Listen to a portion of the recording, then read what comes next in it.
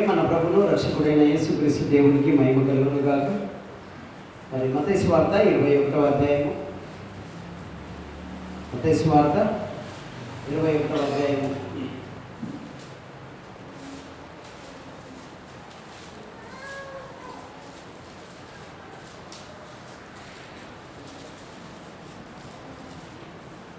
మత్తయి సువార్త 21వ అధ్యాయము మొదటి నుండి 17 వచనాల వరకు ఈరోజు సందర్భానుసారమైన వాక్యం ఉంది.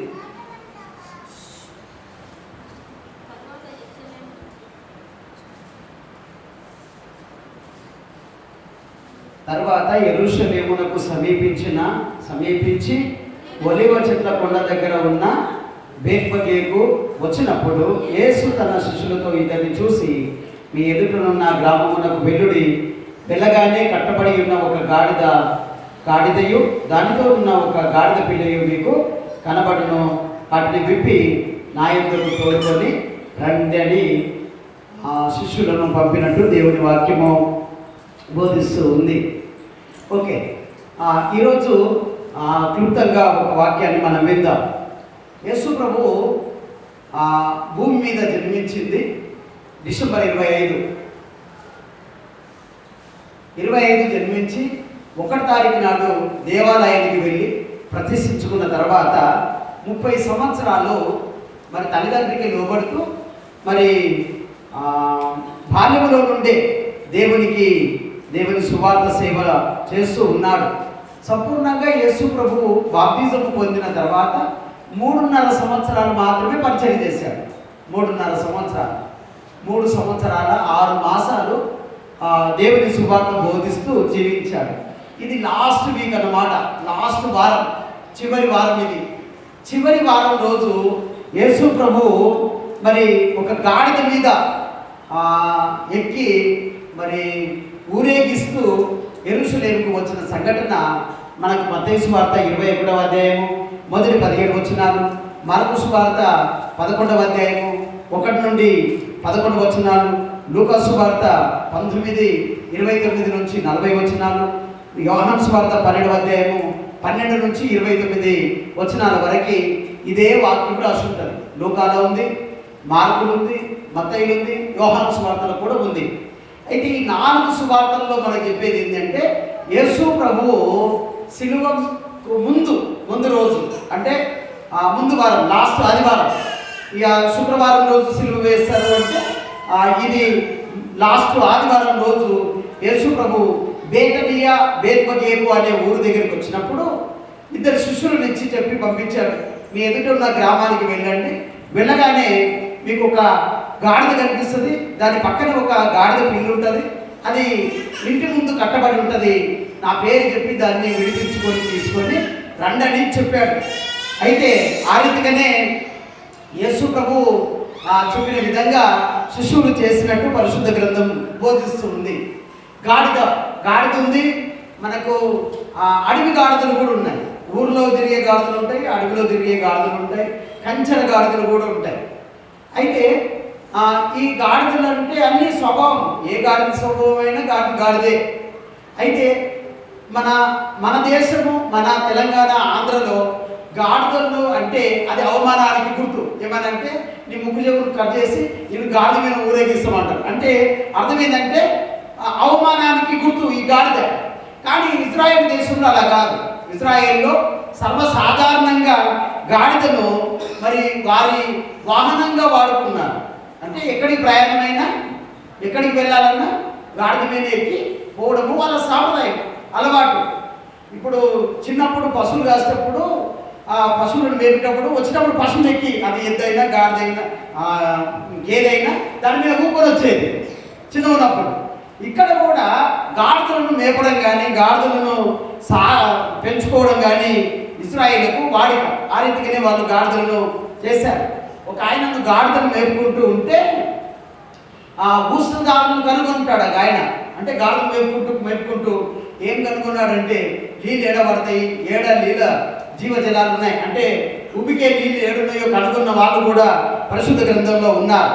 అయితే ఈ బైబిల్లో మనం గమనించినట్లయితే ఆది కాండము 22వ అధ్యాయంలో అక్కడ మనకు విషయం కనిపిస్తుంది. 22వ అధ్యాయం 3వ వచనంలో దేవుడు అంటాడు, నువ్వు ప్రేమించే నీ కుమారుడైన ఇస్సాకును నాకు బలి ఇయ్యని కోరుకుంటాడు.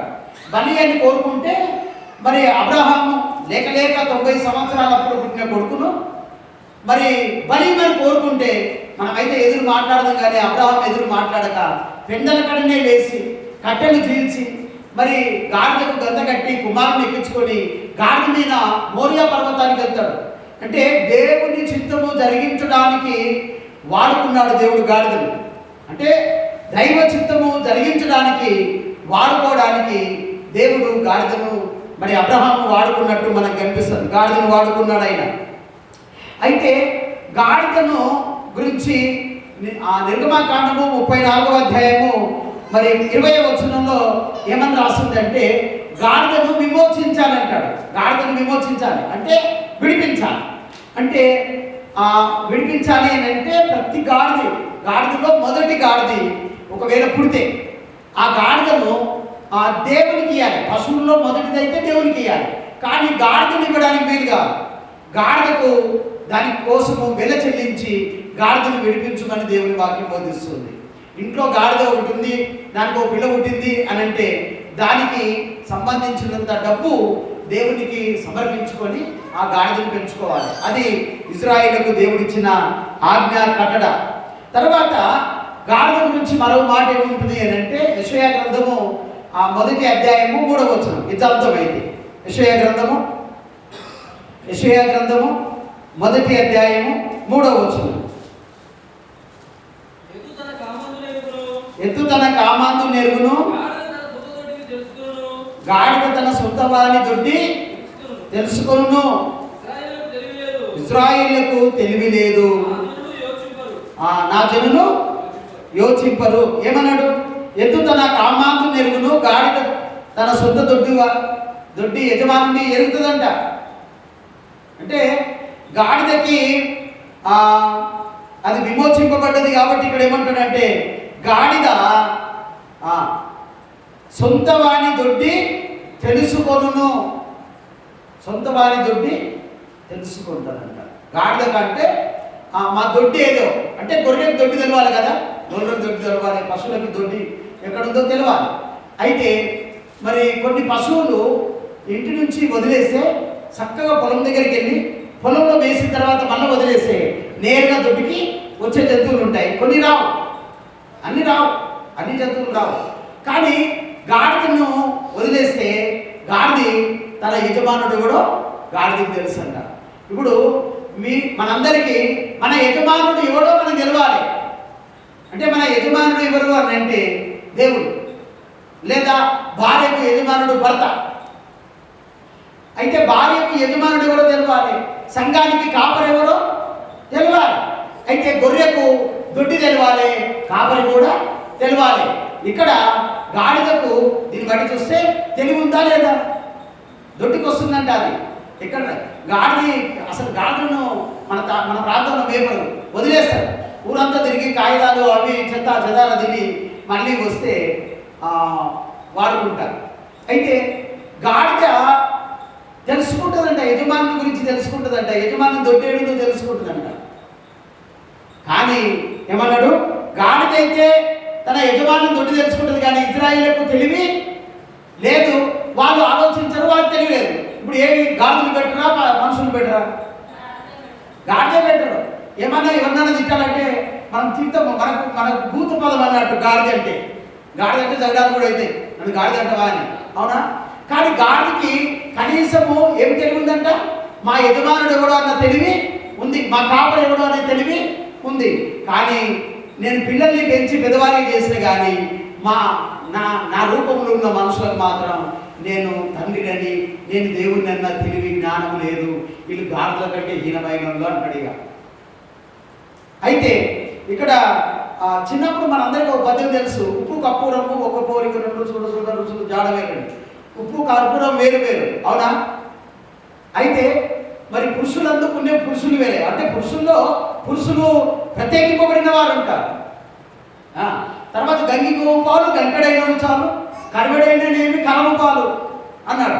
అంటే ఆవు పాలు కొన్నైనా చాలు, గాడిద పాలు కడవడు ఎందుకు అన్నాడు ఆయన. కానీ గాడిద పాల కంటే, అంటే ఆవు పాల కంటే గాడిద పాలలోనే ప్రోటీన్స్ ఎక్కువ ఉంటాయంట. చిన్నపిల్లలకి దగ్గు దమ్ము లేచినప్పుడు ఊర్లో గాడిని తిప్పుకుంటా ఇంత చిన్న గ్లాస్కి 10 రూపాయలు, 15 రూపాయలు, 20 రూపాయలు ఇంతే గ్లాసు, అవునా కాదు? ఇప్పుడు ఆవు పాలు లీటర్ 60 రూపాయలు అయితే గేదె పాలు గ్లాస్ అడిగితే 20 రూపాయలు. ఏది ఎక్కువ రేటు? కాదు. ఇందులో ప్రోటీన్స్ ఎక్కువ ఉన్నాయి, వ్యాధి నిరోధించే శక్తి ఎక్కువనంట. అయితే ఇక్కడ మనం గమనించినట్లయితే గాడిది దేవుని చిత్తం జరిగించడానికి వాడుకున్నారు. తర్వాత గాడిదని విమోచించారు. గాడిదకు ఒకటి తెలుసు, నా యజమానుడు ఎవడో తెలుసు, నా దొడ్డి ఏడుందో తెలుసు. ఇప్పుడు కొన్ని గొర్రెలు ఉంటాయి, ఏ దొడ్డి కడితే ఆ దొడ్డి పోతూనే ఉంటాయి, అవునా కదా? కానీ నిజమైన గొర్రె ఆ కాపరి ఎవరో, ఆ దొడ్డి ఏడుందో ఆ దొడ్డికి మాత్రమే చేరుకుంటాయంట. కాబట్టి అక్కడ మరి యెషయాలో దైవజనుడు సెలవిస్తూ ఉన్నాడు, మరి తన యజమానుణ్ణి ఆ గాడిద తెలుసుకుంటుంది, ఇజ్రాయేల్ అయితే ఆలోచించరు, తెలివి లేదు వాళ్ళకి అన్నాడు. తర్వాత ఇంకొక మాట, ఇది తప్పకుండా మనం చదవాలి. సంఖ్యాకాండానికి రండి. సంఖ్యాకాండము 22వ అధ్యాయం. సంఖ్యాకాండము 22వ అధ్యాయం.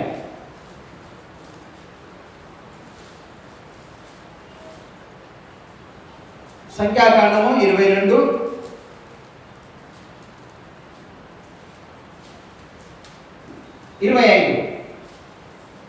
25. గాడిద యెహోవా దూతను చూచి, గాడిద ఎవరు చూస్తుందంట? యెహోవా దూత అంటే అక్కడ యేసు ప్రభు. యెహోవా దూత అంటే ఎవరు? యేసు ప్రభు. గాడిద ఎవరు చూసిందంట? యేసు ప్రభుని చూసిందంట. యెహోవా దూత. చాలా మంది దూతలు ఉన్నారు, కొన్నిసార్లు మాత్రమే ప్రత్యేకంగా ఆరాధనకు యోగ్యుడైన వాడు యేసు ప్రభు కనిపిస్తాడు. ఇక్కడ ఖడ్గము తీసుకొని వస్తే గాడిద యెహోవా దూతను చూసెను. కానీ గాడిద మీద కూకున్న బిలాము మాత్రం దేవుడు చూడలేదంట. ఇప్పుడు గాడిదలకు పశువుల కన్నా దేవుడు కనిపిస్తున్నాడు, కానీ ఎవరు కనిపిస్తలేడు? మనం కనిపిస్తలేడు. మనం గాడిద అంటాం, కానీ పశువులకి దేవుడు తన రూపాన్ని బయలుపరుస్తున్నాడు. ఇక్కడ పెద్ద కథ జరిగింది. దేవుడు బిలాము ప్రవక్తని ఎన్నుకున్నాడు. బిలాము ప్రవక్త దేవుని సేవలో ఉన్నాడు, కానీ ధనాన్ని ఆశించి, డబ్బును ఆశించి, ఘనతను ఆశించి, పలుకుబడిని ఆశించి ఏం చేశాడు అని అంటే దేవునికి వ్యతిరేకంగా గాడిద మీద ప్రయాణం అయిపోతూ ఉన్నాడు. అయితే ఆ మాట చూడండి, 22వ వచనం. అతడు వెళ్ళుచుండగా దేవుని కోపము రగులుచున్న యెహోవా దూత అతనికి విరోధి అయి త్రోవలో నిలిచెను. అతడు గాడిదనెక్కి పోవుచుండగా అతని పనివారు ఇద్దరు అతనితో కూడా నుండి యెహోవా దూత ఖడ్గము చూసి చేత పట్టుకొని త్రోవలో నిలిచి ఉండుట ఆ గాడిద చూసిన గనుక అది త్రోవను విడిచి పొలములోనికి పోయెను. బిలాము గాడిదను దానికి మలుపవల్లని దాన్ని కొట్టగా యెహోవా దూత ఇరు ప్రక్కలను గోడలు గల ద్రాక్ష తోటలు గల సందులో నిలిచెను. గాడిద యెహోవా దూతను చూసెను. ఇక్కడ గాడిద అంటే దేవునికి వ్యతిరేకంగా పోతున్నట్ట. బిలాము దేవునికి వ్యతిరేకంగా పోతున్నాడు. చాలామంది మనం కూడా దేవుని నమ్ముకున్నామంటాం, దేవుని సేవకుడైనా కూడా దేవుని నమ్ముకున్నాడు, దేవుని సేవలో ఉన్నాడు, కానీ డబ్బును ఆశించి, డబ్బు కావాలని, ఘనత కావాలని, కిరీటాలు కావాలని ఆ దేవుని మార్గాన్ని విడిచిపెట్టి రాంగ్ రూట్లో గాడిద ఎక్కిపోతూ ఉన్నాడంట. దేవునికి కోపం వచ్చింది. దేవుడు తన కత్తిని తీసుకొని, ఖడ్గాన్ని తీసుకొని దూతను పంపిస్తే, ప్రభువును పంపిస్తే దానికి ఎదురుగా నిలిచి బిలాముని చంపాలనుకున్నాడు. దేవుడు బిలాముని చంపాలను. దేవుని దూత అంటే ప్రభు బిలాముని చంపాలనుకున్నాడు. ఎందుకంటే విరోధంగా తిరుగుతూ ఉన్నాడంట. మనం కూడా దేవుని నమ్ముకొని కూడా చాలామంది విరోధంగా తిరుగుతూ ఉన్న వాళ్ళు ఉన్నారు. కానీ దేవుడు ఖడ్గం తీసుకొని చంపలేం కదా. అయితే గాడిద మీద కూర్చొని ఈయన ప్రయాణమైపోతుంటే ఖడ్గం పట్టుకొని బిలాము నరకడికే ప్రభు నిలబడితే ఈ గాడిద చంపేసడని చూసి మరొక మార్గంలో వెళ్ళిపోతుందంట. ఈ గాడిద వెళ్ళిపోతూ ఉంటే మళ్ళీ దేవుడు ఆ గాడికి మళ్ళీ వ్యతిరేకంగా మళ్ళీ వచ్చి ముందు నిలబడ్డాడు. మళ్ళీ దారి తప్పాడు, మళ్ళీ పోతున్నాడు. చివరికి ఆ రెండు గోడల మధ్యలోనికి గాడిద వచ్చిందంట. ఇది రాంగ్ రూట్లో పోతున్నది, రాజు దగ్గరికి పోవాల్సింది ఇక్కడ పోతుందని చెప్పి కర్ర తీసుకొని గాడిదని కొట్టిండంట. ముమ్మారు కొట్టిండంట, 3 సార్లు కొట్టిండంట. పోవాల్సిన మార్గంలో పోతలేవు, నువ్వు రాంగ్ రూట్లో పోతున్నావు అని.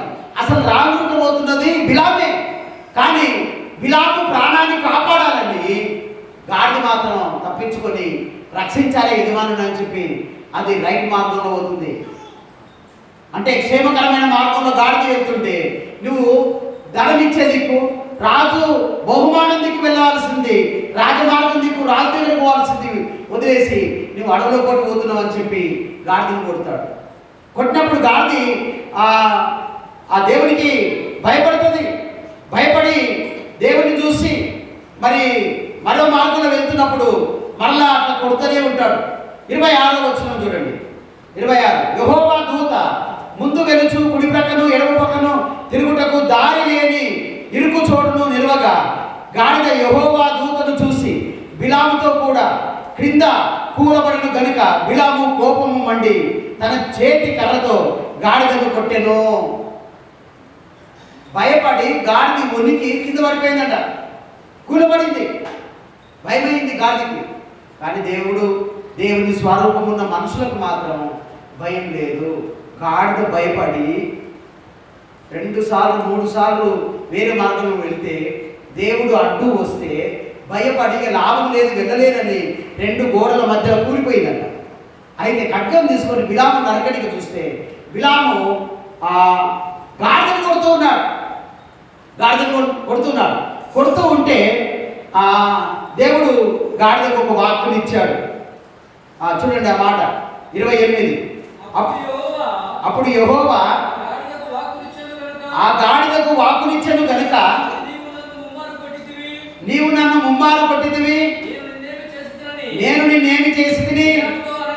ఆ బిలాముతో అనగా బిలాము నీవు నా మీద తిరగబడితివి, నా చేత ఖడ్గమున్న ఎడల నిన్ను చంపి ఉందునని గాడిదతో అని దేవుడు గాడిదకు వాక్కునిచ్చినట్ట. గాడిదతో అన్నాడంట, గాడిద నీవు మాట్లాడు అని అన్నాడంట.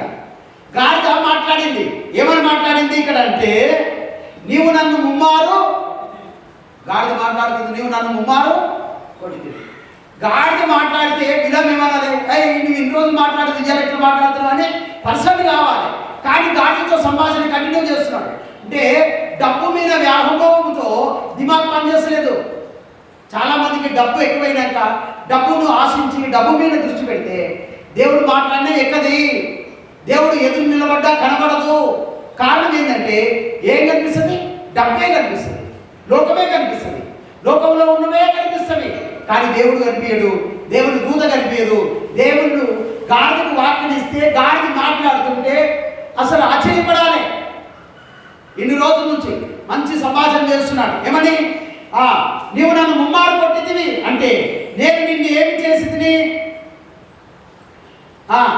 ముమ్మారు కొట్టితివి, నేను నిన్నేమి చేసినని బిలాముతో అనగా బిలాము నీవు నా మీద తిరగబడితివి. గాడికి తిరగబడితే బిలాము అన్నాడు, నిన్ను నా చేతుల కత్తింటే నేనేం చేతు నరకదు అని బిలాము అంటున్నాడు.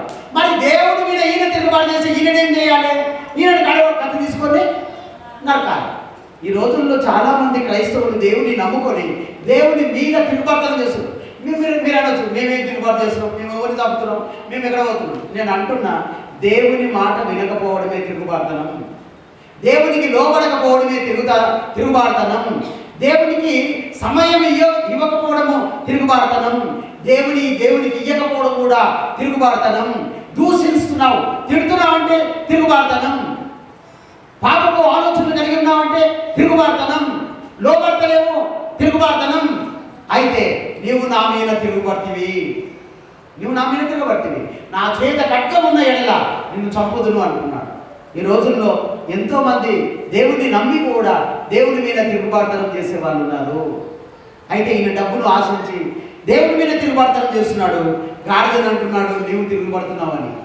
మనం కూడా చాలాసార్లు దేవుని మీద తిరుగుబాటుతనం చేస్తున్నామేమో ఆలోచించండి.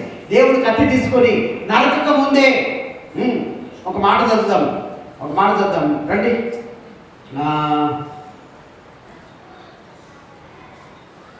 పేతురు రాసిన రెండవ పత్రిక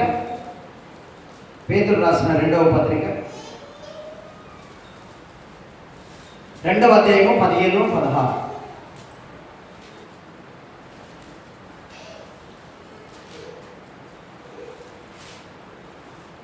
పేతురు రాసిన రెండవ పత్రిక 2వ అధ్యాయము 15, 16. తిన్నని మార్గమును విడిచి బెయోరు కుమారుడైన బిలాము పోయిన మార్గమును బట్టి త్రోవ తప్పిపోయిరి.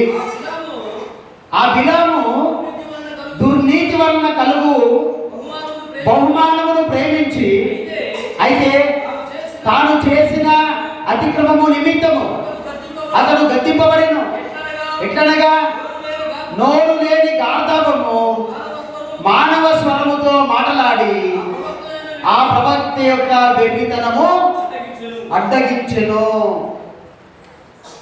గాడిద మానవ స్వరంతో మాట్లాడిందంటే మానవుడు ఎట్లా మాట్లాడతాడో అదే స్వరముతో మాట్లాడింది. అయితే తిన్నని మార్గము విడిచి అంటే దేవుని మార్గము విడిచి తిరుగుతున్నావు. దేవుని మార్గం విడిచి బిలాము తిరిగినట్టు నీవు నేను కూడా దేవుని మార్గం విడిచి తిరగవద్దు. అంతేకాదు మరి బిలాము పోయిన మార్గమును బట్టి వారు త్రోవ తప్పిపోయి అన్నాడు. చాలా మంది త్రోవ తప్పుతున్నారు. అంటే దేవుడు కోరుకున్న త్రోవలో, దేవుడు నడవమన్న మార్గంలో నడవకుండా తప్పుడు త్రోవలో నడుస్తున్నారంట. బిలాము అంట దుర్నీతి వలన కలుగు బహుమానమును ప్రేమించి. దుర్నీతి వలన కలుగు బహుమానం, ప్రైజ్ కావాలి కానీ రాంగ్ రూట్లో సంపాదించవద్దు ప్రైజ్, అవునా కదా? ఇక్కడ బిలాము కూడా తప్పుడు మార్గంలో వెళ్ళి రాజు ద్వారా బహుమానం పొందుకోవాలనుకున్నాడు. రాజు ఎక్కువ ఇస్తాడా? ఈ సృష్టిని సృష్టించిన దేవుడు ఎక్కువ ఇస్తాడా? దేవుడే ఎక్కువ ఇస్తాడు. కానీ దేవుడి మీద లేదు మనకి ధ్యాస, లోకం మీదనే ఉంది. లోకమే వాళ్ళే ఎక్కువ ఇస్తారని. ఇక్కడ మరి దుర్నీతి వలన కలుగు బహుమానాన్ని ప్రేమించి అతడు దారి తప్పిపోయి మరి దేవుని విడిచిపెట్టి మరి డబ్బును ఆశించి అతడు మరి అతిక్రమము చేశాడంట. అయితే నోరు లేని గార్ధబము మానవ స్వరముతో మాట్లాడి ప్రవక్త యొక్క వెర్రితనమును అడ్డగించను. వెర్రోడు అంటది బిలాము, వెర్రోడు. నువ్వు దేవుని మార్గం విడిచి తిరిగితే నిన్ను వెర్రిది అంటుంది దేవుడు. వెర్రివాడా అంటాడు. దేవుని మార్గంలో నడవని ప్రతి ఒక్కరూ వారు అంటే పిచ్చివారు, దిమాగ్ లేని వాళ్ళు అంటారు. గాడిద దేవుని మార్గంలో నడుస్తుంది, బిలాము తప్పుడు మార్గంలో నడుస్తున్నాడు. కాబట్టి ఆ వెర్రితనాన్ని దేవుడు అడ్డగించాడంట. యూదా పత్రికలో మరొక మాట ఉంది బిలాము గురించి, చూడండి. యూదా పత్రిక దాని పక్కన ప్రకటన 11వ వచనం. అయ్యో వారికి శ్రమ, వారు కయ్యను నడిచిన మార్గమును నడిచివి బహుమానము పొందవల్లని బిలాము నడిచిన తప్పు త్రోవలో ఆతృతముగా పరిగెత్తిరి. తప్పు త్రోవ ఆతృతంగా పరిగెత్తు. తప్పు చేయడానికి ఆతృత ఎక్కువ. కానీ బైబిల్ అంటుంది బహుమానము పొందాలని బిలాము తప్పుడు మార్గంలో పరిగెత్తుతున్నాడు. అందుకే వాళ్ళందరూ కూడా తెలివిలేని మూర్ఖులు, దేవుని మార్గము ఎరగని వారు తప్పుడు మార్గంలో ప్రయాణించి నశిస్తావు, వృద్ధి పొందావు, అభివృద్ధి పొందావు, ఆశీర్వదింపబడవు. కారణం ఏంటిదంటే నేను బిలాము వలె తప్పుడు మార్గంలో, తప్పుడు త్రోవలో ఆతృతంగా నడుస్తున్నది ఇతడు అంటే ఇక్కడ మనుషులు. కానీ గాడిద దేవుని మార్గంలో నడిస్తే తప్పుడు మార్గంలో నడిచాడు. గాడిద దేవుని చూసింది. అంతేకాదు మరి బిలాము అయితే బిలామును అడ్డగించిందంట. వద్దురు నాయన, అటు పోవద్దు, అటు వెళ్తే నువ్వు చచ్చిపోతావు అని చెప్పిందంట గాడిద. కొన్నిసార్లు దేవుడు మనల్ని కొన్ని శ్రమలు కూడా నడిపిస్తాడు. అప్పుడు మనం ఏమర్థం చేసుకోవాలంటే, నేనేమైనా తప్పు చేశానా, తప్పుడు మార్గంలో ఏమైనా నడుస్తున్నానా, అందుకే ఇవి ఏమైనా కలిగినాయా, ఈ శ్రమ కలిగిందా అని మనల్ని మనము పరీక్షించుకుంటే అది మనకు మేలు. ఇక్కడ మరి గాడిద బిలామును అడ్డగించిందని మనం చూస్తూ ఉన్నాం. తర్వాత మనము మరొక మాట చూసుకుందాం. సామెతల గ్రంథము 26, సామెతల గ్రంథము 26, సామెతల గ్రంథము 26వ అధ్యాయం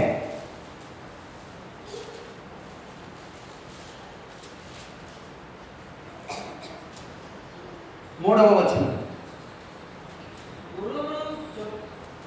గుర్రమునకు చెప్పుకు, గాడిదకు కళ్ళెము, మూర్ఖుల వీపునకు బెత్తెము. ఓకే, గుర్రమునకు చెప్పుకు, గాడిదకు కళ్ళెము అంటాడు. గాడిదకి ఏం పెట్టాలంట? గుర్రానికి పెడతారా కళ్ళెం? గాడిదకి పెడతారా? గుర్రానికి ఎక్కువ వాడతారు. గాడిదకి సరే తాడు కట్టేసి లాక్కొని పోయినా వచ్చేస్తుంది, అవునా? కానీ కొన్ని గాడిదలు వినయి. కొన్ని గాడిదలు ఉంటాయి, లోబడిన గాడిదలు ఉంటాయి. అవి చెప్తే వినయి, అవి చెప్పినట్టే మనం వినాలంటాయి.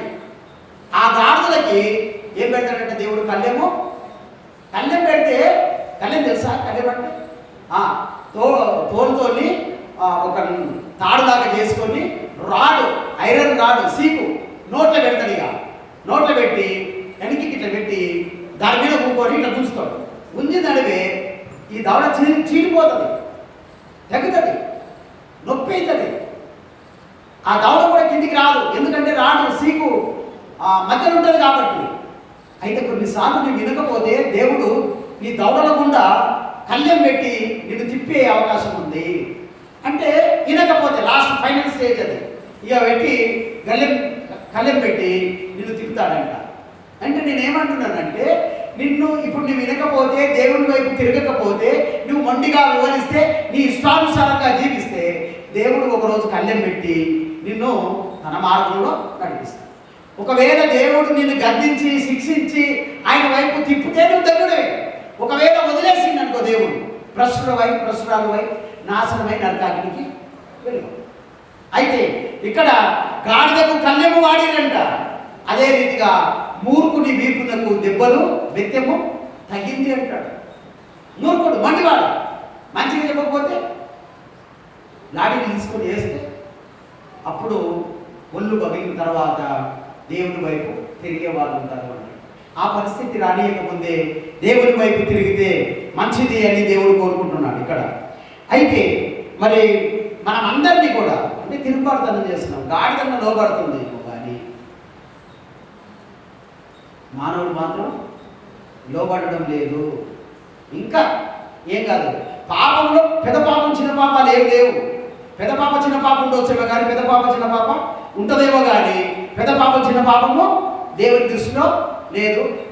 ఏ పాపమైనా పాపమే, అన్ని పాపాలు పాపాలే, అన్ని పాపాలకు ప్రతిఫలం శిక్ష. అయితే ఇక్కడ దేవుడు మానవులను కోరుకుంటుండే ఏంటంటే, గాడిద తన సొంత యజమానిని దొరికి తెలుసుకున్నట్టు మీరు నన్ను తెలుసుకుంటే మీకు మంచిది, మీకు మేలు అన్నాడు. అయితే మళ్ళీ ఇంతవరకు కొన్ని మనము ఉపోద్ఘాతంగా వింటూ ఉన్నాం. జకరియా గ్రంథానికి రండి. ఇది ప్రాముఖ్యం. ఈరోజు ఈ కార్యం జరగడానికి జకరియనే మనకు నాంది.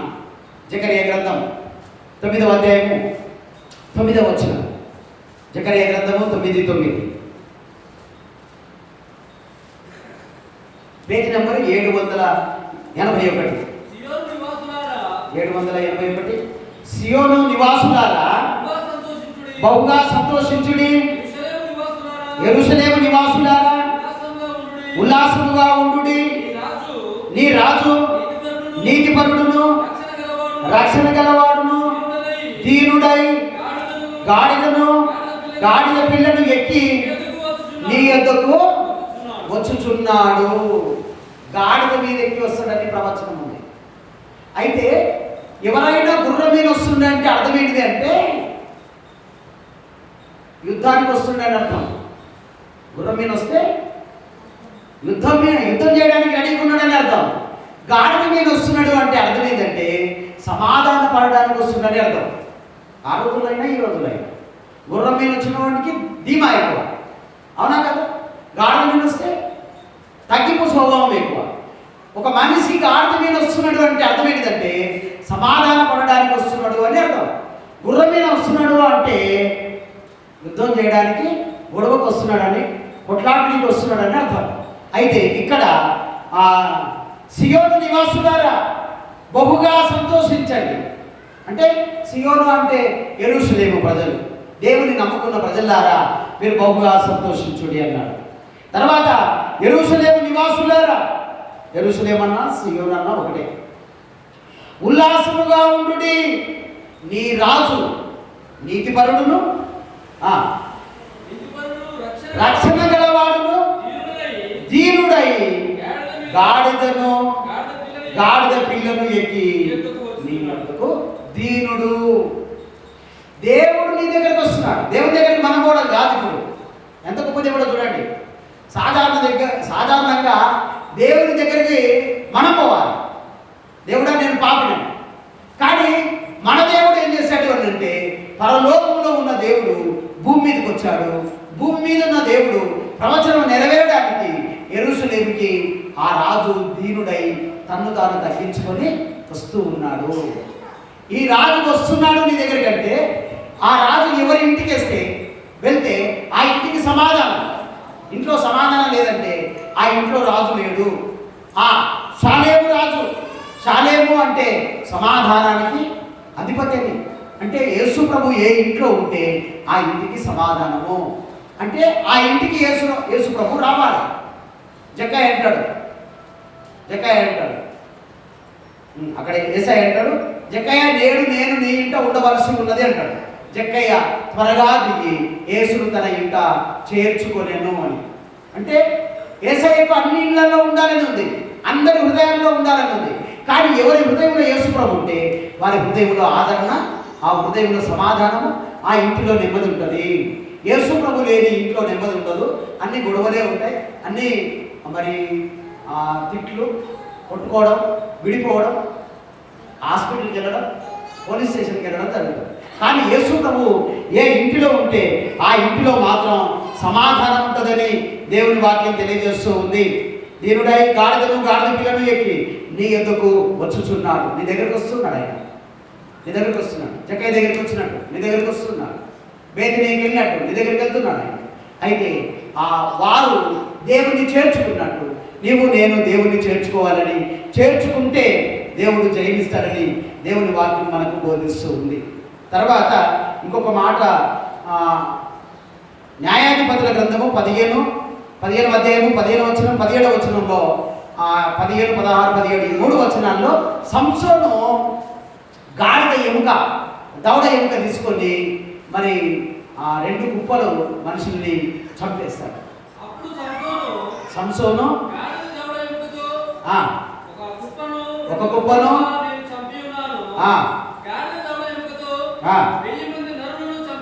ఎంతమంది చంపాడంట? 1000 మందిని చంపాడంట. అంటే గాడిద దవడ తన సేవకునికి జయమిచ్చింది. గాడిద దవడ దేవుని సేవకునికి జయమిచ్చేది. తర్వాత ఈ రీతిగా ఇన్ని వచనాలు పాత నిబంధనలో ప్రభువు తెలియజేశాడు. అంతేకాదు మరి గాడిదకు దేవుడు విశ్రాంతిని కూడా ఇవ్వాలని ఇష్టపడ్డాడు. అది కూడా పని చేస్తుంది, అది భారాలను మోస్తుంది.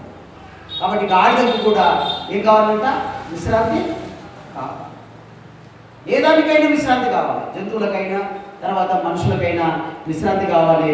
విశ్రాంతి లేకుండా వారం రోజులు పని చేయించడం ధర్మము కాదు అంటాడు. వారం రోజులు పని చేయించడం ధర్మం కాదు. కాబట్టి గాడిద. ఇప్పుడు మత్తయి సువార్త 21వ అధ్యాయానికి వద్దాం. రైట్, 21వ అధ్యాయానికి వద్దాం.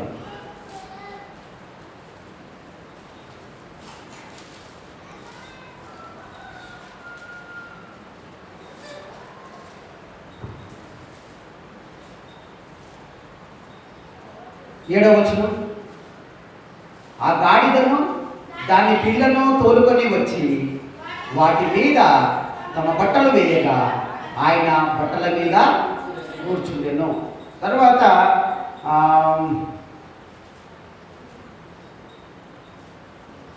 జకర్యాలో కూడా చెప్పిన మాట 5వ వచనంలో కూడా మనకు పైన కనిపిస్తుంది.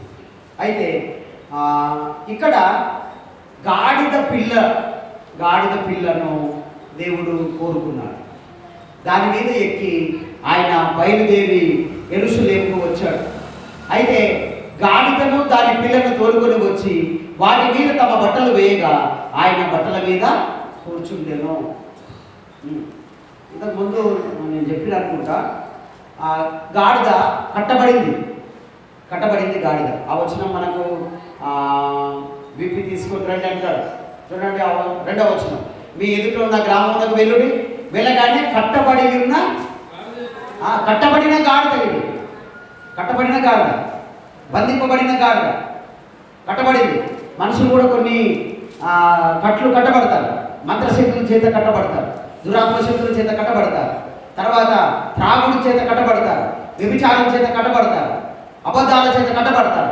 ఇలా పాపాల చేత కట్టబడిన ఈ గాడిదను ఏం చేయమన్నాడు? విప్పి. 2వ వచనంలో కట్టబడిన గాడిద మీకు కనబడును, దాన్ని ఎదుకు వెళ్ళి మీకు కనబడును, వాటిని విప్పి నా ఎదుకు తోలుకొని విప్పాలి. గాడిదను విప్పాలి. కట్టబడితే స్వతంత్రమా, విప్పబడితే స్వతంత్రమా? విప్పబడ్డప్పుడే స్వతంత్రం. కట్టబడితే బానిస, ఎక్కడికి వెళ్ళలేదు, ఎక్కడ తిరగలేదు. అయితే మనం అందరం కూడా దేవుడు మన కట్లు విప్పిన తర్వాత మనం విప్పబడిన గాడిది, విప్పబడిందంటే ఎక్కడ తిరుగుతుందో తెలియదు, ఏడుంటుందో తెలియదు, అవునా? అట్లా కాదు, మళ్ళా విప్పబడి చక్కగా ఇది ఏడికి తీసుకురాబడ్డదంటే యేసు ప్రభు దగ్గరికి తేబడి. కట్టబడింది, విప్పబడిన తర్వాత ఇది ఊరంతా తిరిగేది కాదు. అసలు గాడిది అరిసినా ఇష్టం ఉండదు, అవునా? ఇంటి ముందు అరిసిన గాడిది ఇష్టం ఉండదు, అంటే దాని స్వరం బాగుండదు. అయితే ఇక్కడ మరి గాడిద నేరుగా విప్పబడ్డ తర్వాత యేసు ప్రభు దగ్గరికి వచ్చింది.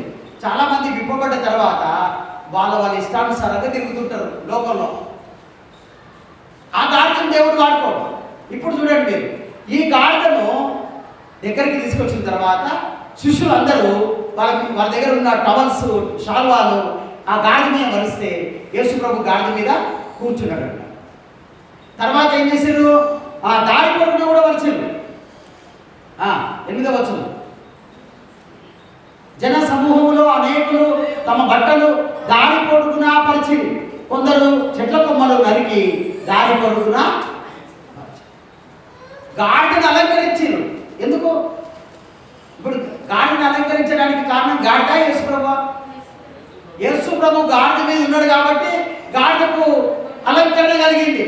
గాడిద పాదాలు భూమికి తాకొద్దని బట్టలన్నీ ఇప్పి, వస్త్రాలన్నీ కూడా, శాల్వాలు, టవలన్నీ కూడా ఏడవరుస్తున్నట్ట భూమి మీద, మట్టి మీద పరుస్తున్నారు. చెట్ల కొమ్మలు కూడా నరికి పరుస్తున్నారు. చూడండి, కట్టబడిన గాడిద, విప్పబడిన గాడిద, ఆ గాడిదను దేవుడు వాడుకుంటే ఆ గాడిదకు ఘనత వచ్చింది. ఎవరైనా గాడిద నడిస్తే బట్టలు ఇప్పి వేస్తారు రోడ్డు మీద, నీ కాలు భూమి తగులుద్దని. ఒక ఆయన నాకు తెలిసిన ఒక పాస్టర్ ఉండే, జాన్ అని, చదువుల్లో చాలా ముద్దంట, తెలివి జ్ఞానం లేనైనా. అయితే మిగతా ఫ్రెండ్స్ అంతా కూడా బాగా చదువుకున్నారంట. ఈ జాన్ అనేటి ఆయనకి చదువు ఎక్కలే, కానీ కొంతకాలం అయిన తర్వాత దేవుడు అతన్ని సేవకు వాడబడ్డాడు. సేవకు వచ్చిండు, సేవకుడు అయ్యిండు. సేవకుడు అయిన తర్వాత మంచిగా చదువుకున్నాడు, దేవుడు జ్ఞానం ఇచ్చిండు. ఆ జ్ఞానం ఇచ్చిన తర్వాత ఈయన ప్రపంచం అంతా తిరుగుతున్నాడు, ఈ జాన్ అనే దైవజనుడు. అయితే ఫ్రెండ్స్ వచ్చి అడిగినట్ట, అరే మేము ఇంత చదువుకున్నాం, భారతదేశాన్ని దాటిపోతలేం, ఈ చదువు తక్కువనే, అయినా నీవు దేశాలన్నీ తిరుగుతున్నావు అంటే ఈ గాడిని దేవుడు ఎక్కిండ్రా, అందుకే తిరుగుతున్నాను అన్నమాట. అంటే యేసు ప్రభు ఎవరి మీద ఉంటాడో వాళ్ళకు దేవుడు ఘనతనిస్తాడు. అంటే నీ పాదాన్ని కూడా తాకనీయకుండా నిన్ను ఎత్తుకుంటాడు, ప్రజలు ఎత్తుకుంటాడు. కానీ నువ్వు యేసు ప్రభుని ఎక్కడియాలి కదా, మరి యేసు ప్రభుని మొయ్యాలి కదా నీవు. కానీ నేను మొయ్యనంటావు. యేసు ప్రభు ఎక్కడీయవు, పైకి ఇంట్లోనికి రానియవు. యేసు ప్రభు ఇంట్లో ఉంటే నీ ఆటలు సాగవు. చాలామంది యేసు ప్రభు నమ్ముకో అంటే, ఇప్పుడే నమ్ముకోండి ఏం చేయాలి, ఇంకా చాలా మంది లోకంలో అనుభవించేవి ఉన్నాయి అంటున్నారు. అది సరైనది కాదు. యేసు ప్రభు ఎవరి ఇంట్లో ఉంటే ఆ ఇంటికి ఆ యొక్క వ్యక్తికి దేవుడు ఘనతను కలుగజేస్తాడంట. చెట్ల కొమ్మలు నరికి దారి పొడుగున పరిచయం. అయితే పరిచిన తర్వాత యెరూషలేము వెళ్ళిపోయారు. అక్కడికి వెళ్ళిపోయిన తర్వాత యేసు ప్రభు దిగిండు, గాడిద వెళ్ళిపోయింది. వెళ్ళిపోయిన తర్వాత ఈ గాడిదలన్నీ యెరూషలేములో కలిసి అందరికి అన్ని గాడిదలు కలిసి ఒక దగ్గర కలిసినాయంట. కలిసినప్పుడు యేసు ప్రభు ఎక్కిన గాడిద ఒక మాట చెబుతుంది, నిన్న నా మీద శాలువాలు వర్షిండ్రు, కొత్త నా కాళ్ళు భూమి తగలకుండా అన్ని వర్షిండ్రు, ఏమి జయజయలు హోసన్నా నీకు జయం అని నా ముందు ఎంతమంది పాటలు పాడుకుంటూ పోయి నీకు తెలుసా అన్నదంట. అది నిన్ను బట్టి కాదే, నీ మీద ముక్కున్న యేసుని బట్టి అన్నదంట. ఇంకొక గాడిది, యేసు ప్రభు లేకపోతే ఎవరికి కూడా విలువ లేదు. విలువ కాదు, అసలు జీవితమే లేదు, బ్రతికే లేదు.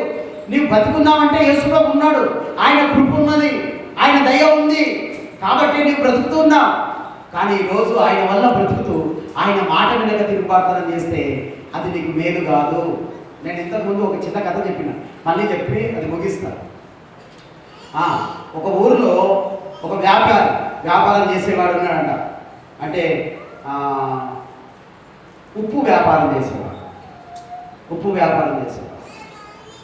ఆ వ్యాపారం చేస్తూ కొంచెం లాభం వస్తే ఎంతకైనా మంచిదని సంతకెళ్ళి ఒక గాడిదను కొని ఆ ఉప్పు సంచులు గాడి మీదేసి ఊరు తిరిగి ఉప్పు అమ్మిండంట.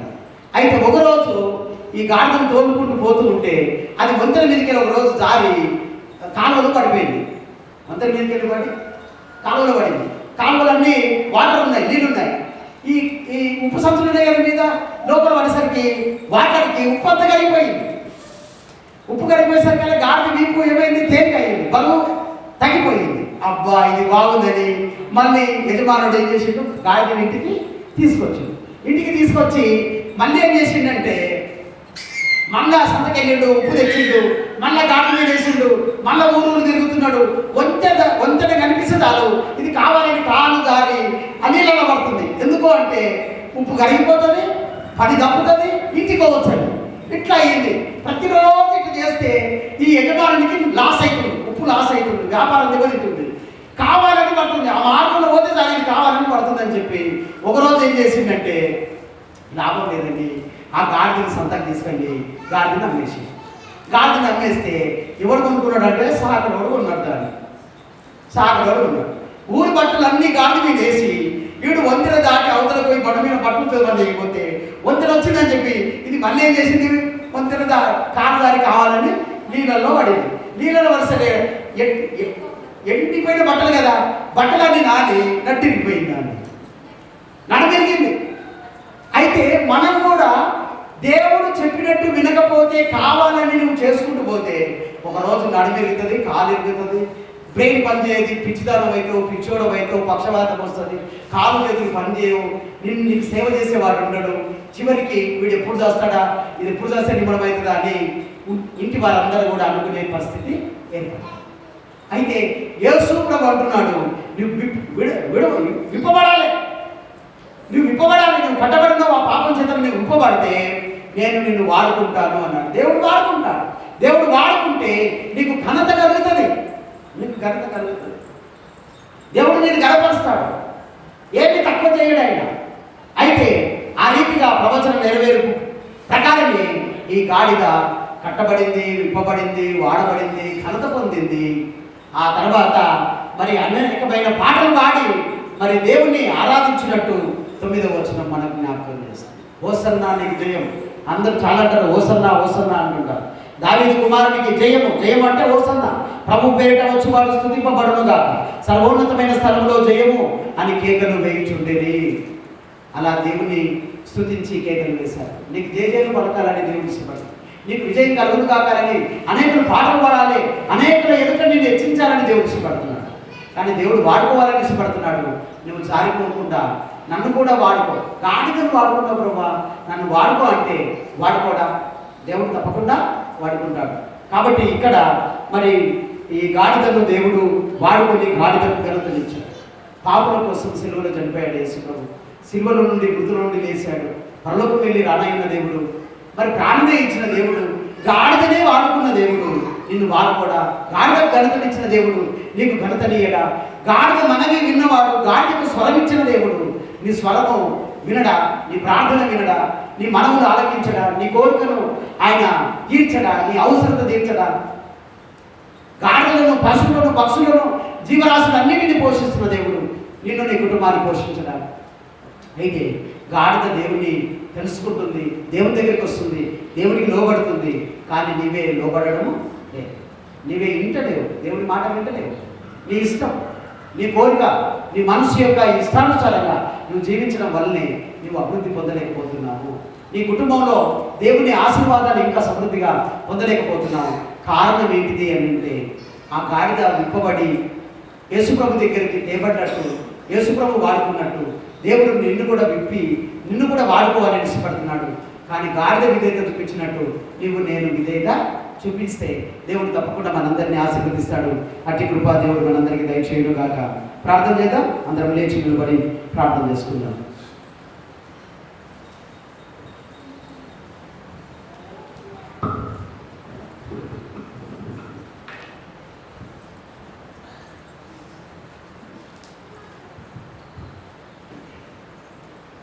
ప్రేమగల తండ్రి, దయగల దేవ, పరిశుద్ధుడు యేసయ్యా, మీకు వందనాలు నాయన. నీ పరిచర్యకు, నీ చిత్తాన్ని జరిగించడానికి మీరు నాయన వాడుకున్నారు గాడిద వారిని.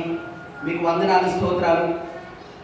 ఆ రీతిగానే నీ ప్రజల యొక్క విజయానికి వాడుతున్నారు నాయన, మీకు స్తోత్రాలు. మరి గాడిద తన సొంత దొడ్డిని తెలుసుకుంటుంది అన్నట్టు నాయన, మేము వాటికంటే మూర్ఖులుగా ఉంది లోబడక నాయన, మరి గాడిదకు ఘనతనిచ్చావు, గాడిదను విడిపించావు నాయన, గాడిదను వాడుకున్నావు. నీకు స్తోత్రాలు, వందనాలు. ఇదిగో నీ ప్రజలమైన మా అందరినీ ప్రభువా నాయన, మీకు స్తోత్రాలు. మమ్మల్ని అందరినీ వాడుకోమని ప్రార్థిస్తున్నా. గాడిద లోబడినట్టు, గాడిద విధేయత చూపించినట్టు నాయన, మేమందరం కూడా నీకు విధేయత చూపించడానికి నీ కృప దయచేయమని ప్రార్థిస్తూ ఉన్నాను. నీ సిలువ రక్తంలో మా అందరినీ కడగండి, నీ నామాన్ని బట్టి క్షమించండి, పవిత్రపరచండి, పరిశుద్ధపరచండి.